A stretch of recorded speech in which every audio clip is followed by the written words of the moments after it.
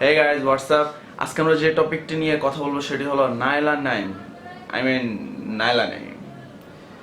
কিছুদিন আগে নাইলা নাইমের একটা ভিডিও আপনারা সবাই দেখতে পেয়েছেন, যে সেখানে সে কিছু কথা বলেছিল লাইক পাইছেন কি আপনারা? সরি আপু, এখনো কিছুই খুঁজে পাই নাই। মন চাইলে ছবি তুলবেন, মন চাইলে চেক আউট করবেন, আমার কি কোনো প্রাইভেসি নাই?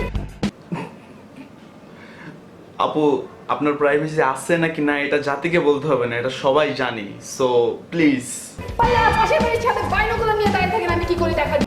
আপু, আপনার ড্রেস আপ দিয়ে আপনি দেখান, তাই সবাই দেখে। কোথায় ড্রেস আপটাই তো এরকম হয়েছে। Dress up?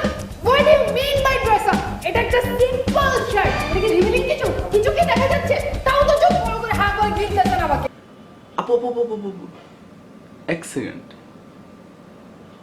হা কইরা কেমনে গিলে? আর সরি টু সে, আপনাকে গিলা পসিবল না। আপু দর্শকটা আরো দেখতে চায়। আরো দেখতে চাই? ফেসবুকে বলে হাজার হাজার ছবি আছে আমার। আর কি দেখতে চাই? বলে আজকে সব খুলে দেখাবো। আফা, আপনি যা দেখাইছেন যথেষ্ট।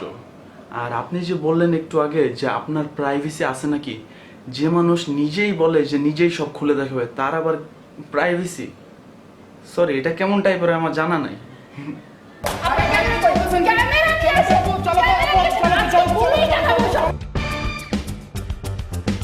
চেক আউটে সব মিলাই আচ্ছা আচ্ছা। যাই হোক, আপনার এই ভিডিওর পরে আপনি নেক্সট আরেকটি ভিডিও আপলোড দিলেন অ্যান্ড বললেন যে 15 অক্টোবর আপনি নাকি দেখাবেন। সো যখন আপনি, ঠিক আছে আপনি মানুষের খুব ভালো চান, বাট যখন ভালোই চান তাহলে এটা কেন করা দরকার ছিল?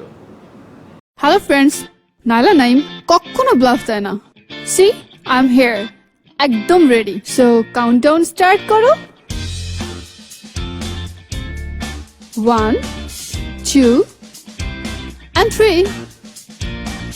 So ready?